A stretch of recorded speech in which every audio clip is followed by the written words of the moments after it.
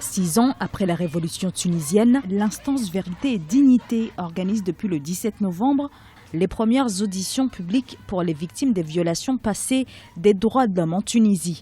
La période couvre 60 ans d'histoire, de juillet 1955, peu avant l'indépendance, jusqu'en 2013, soit 2 ans après la révolution du jasmin. L'ouverture de ces auditions, un moment historique pour de nombreux Tunisiens.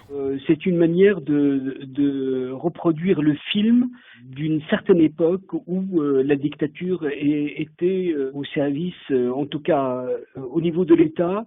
Et aujourd'hui, les Tunisiens ont besoin de savoir ce qui s'est passé. Les auditions, c'est une sorte d'exutoire pour les Tunisiens de se rendre compte de ce qui s'est passé, de faire une évaluation personnelle et surtout se forger une opinion sur des pratiques qui ont duré.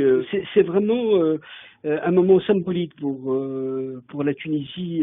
Homicide, exécution sommaire, disparition forcée, corruption.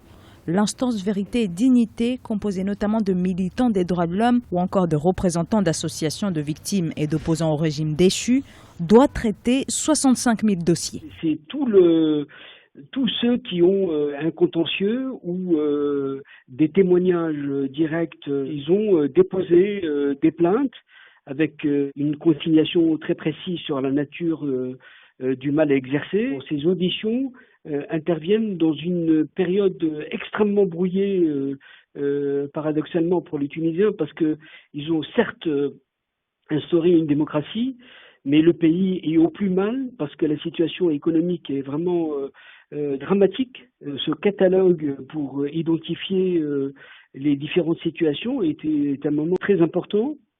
Les régimes des présidents Habib Bourguiba et de Zine El Abidine Ben Ali sont les plus concernés par ces violations. Et pour identifier les responsables, l'instance Vérité et Dignité dispose de très larges pouvoirs, notamment un accès total aux archives publiques. Pour les Tunisiens, ces auditions qui s'achèvent ce vendredi revêtent un enjeu fondamental pour la transition démocratique et la préservation de la mémoire.